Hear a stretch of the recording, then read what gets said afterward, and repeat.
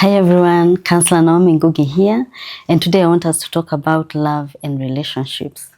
We are headed into the month of love, and this is also a topic that elicits a lot of reactions from many people.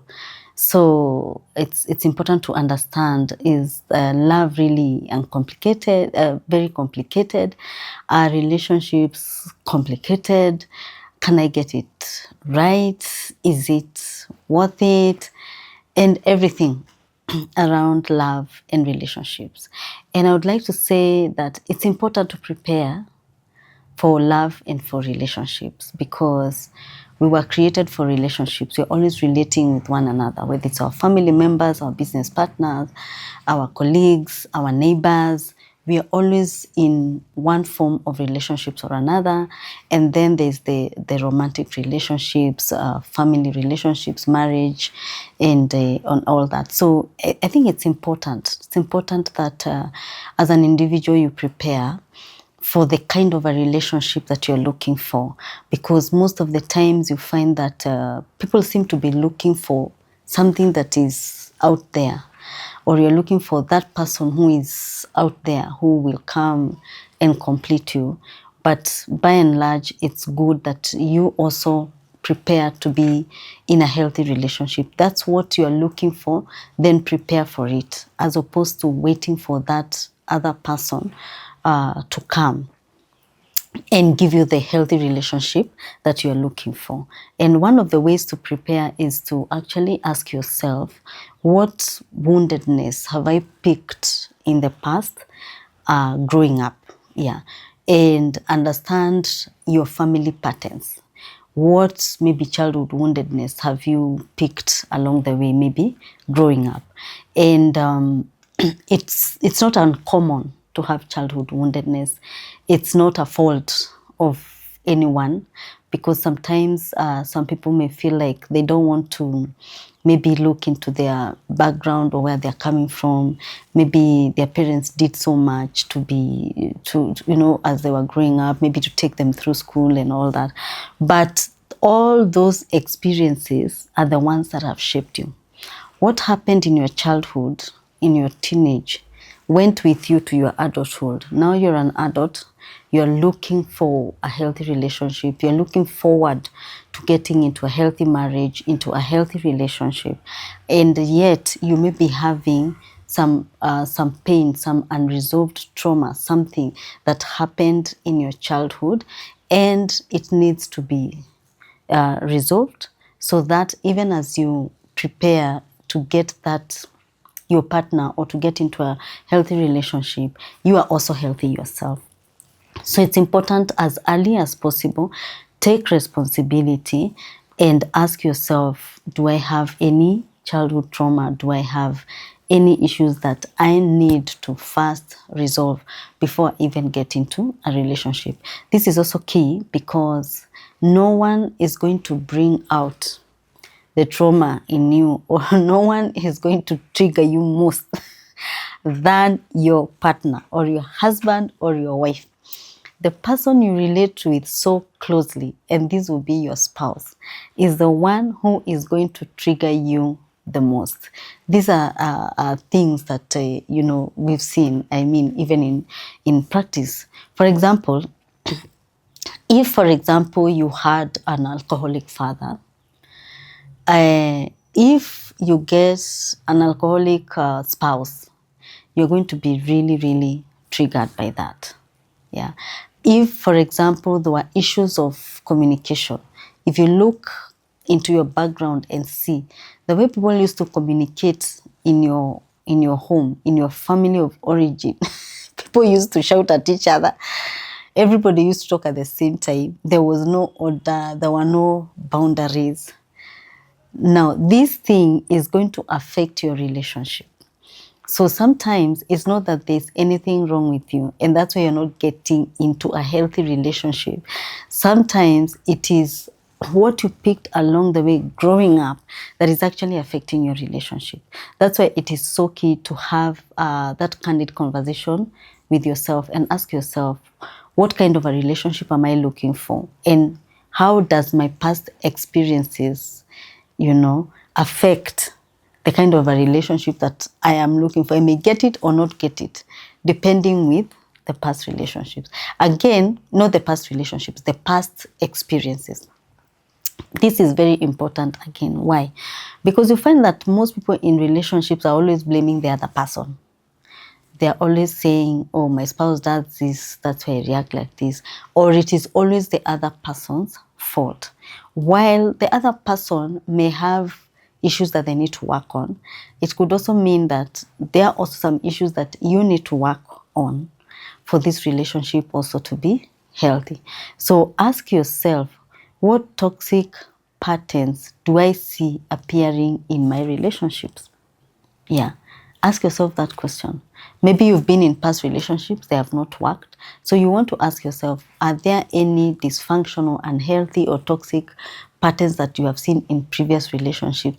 And what is your contribution to that? And what can you do about it to avoid the same mistake in the future? Again, you want to ask yourself, what emotional pain, very key, what emotional pain have you had in the past, and have you been able to heal? Because you do not want to project your emotional pain to your partner. Remember, your aim is to get into a healthy relationship. So if you are unhealthy emotionally or psychologically, when you get into a relationship, you will not become healthy. What will make you become healthy so that you're a candidate for a healthy relationship is actually dealing with the issues that maybe have caused you pain, issues of woundedness. Most people were brought up with a lot of emotional neglect. So you need to heal from that, because if you don't heal from that, then you have a lot of over expectations, maybe from your partner. You're expecting them to meet your needs or to heal your wounds, which is actually not going to be possible, because some of the needs that you have may be coming from woundedness. And what has wounded you, your woundedness is internal.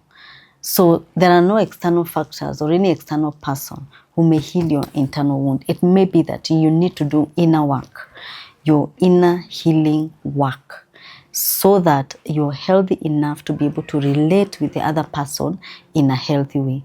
Another important thing that you can do to prepare for a healthy relationship is rebuilding your self-worth and emotional resilience. Some people may be having very low self-worth, and this is because, again, of childhood experiences. For example, what did your parents tell you? What did your caregivers tell you? What did your teachers tell you, other people in authority? And how does that contribute to your self-esteem, to your self-worth, to your self-value? This is so key, because you may be expecting that the other person is the one who is coming to raise your self-worth. And really, that may not really be the work of your partner. It may be that you need to do inner healing work to be able to understand, what is my self-worth, what am I looking for? Because once you also get into a healthy space where your self-worth is, healthy, you're also able to choose a better person. Yeah, you are not predisposed to abusive people or toxic people. So that's why it's so key for you to rebuild your self-worth. Again, it is important to know, how can I prepare to attract positive, like-minded people? It is so important, because you want to ask yourself, what mindset changes probably do I need to be able to attract the right person? This is very important, because we are living in a society that has a lot of diverse views concerning relationships. So what did you hear growing up concerning the opposite gender?